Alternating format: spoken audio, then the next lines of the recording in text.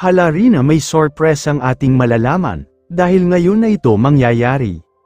Si Rina kasi ay pumunta muli para makita at masaksihan ang ganda ng bahay niya. Ngayon kasi may kinabit na ilaw sa bahay niya, kaya naman laking tuwa ni Rina dito. Pero ang assurance ko sa inyo, ay kaya siya pupunta doon ay para sa isasagawa ang meet and greet kasama ang Batihing 1 million sponsor. At ang isa sa pinakamahalagang bagay na gusto nating malalaman ay ito na. Si Rina kasi ay hindi pa lubusan magaling sa sitwasyon at patungkol sa kondisyon nito.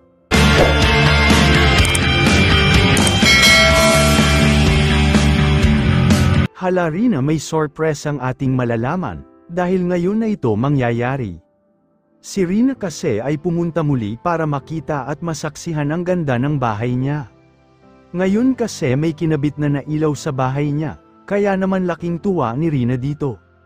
Di kasi siya makapaniwala na sa kanya ito. Grabe, sobrang ganda ng bahay niya ngayon. At di naman sa naghahambing ay mas maganda pa raw ito kaysa kay Viancy. At dito ay pupunta pala daw umano si Edo sa ribbon cutting nito. Ito ay ating gagawan ngayon ng reaction mga kababayan. Pero bago yan, nais ko po sana suportahan niyo ang aking YouTube channel. At isang mapagpalang araw mga kalingap, lalo na sa ating ama na si Kuya Val Santos Matubang. Ate Edna Vlogs Kalingap Rab, at sanay i-like nyo sana ang video na ito. At sana tapusin nyo muna at panoorin para inyong malaman ang nilalaman nito. Yes, mga kababayan, ngayon na ang araw na lalagyan at pailawan na ang bagong bahay ni Rina. Di lang natin tiyak na si Rina ay makakapunta dito. Dahil nga sa busy naman ito sa ngayon, bakit naging busy na si Rina? Paano ko ba ito nasabi? Dahil si Rina kasi ay paalis o paluwas na papuntang ibang bansa.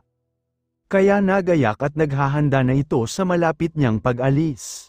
Dito kasi siya ngayon sa Batobalani Daet Camarines Norte. At inaasahan na aalis nga siya papunta sa ibang bansa. At doon isasagawa ang plano. Anong plano ito? Ito ay sabay-sabay natin matutuklasan sa mga susunod na araw. Pero ang assurance ko sa inyo, ay kaya siya pupunta doon ay para sa isasagawa ang meet and greet kasama ang Batihing 1 million sponsor. At ang isa sa pinakamahalagang bagay na gusto nating malalaman ay ito na. Si Rina kasi ay hindi pa lubusan magaling sa sitwasyon at patungkol sa kondisyon nito. Kaya sigurado na isang pasabog at big sorpresa ang inaasahan na mangyayari dito. Dahil kahit si Rina ay walang alam sa gagawin nila. Doon kasi ito ipapa-check up o may fourth opinion ang gagawin.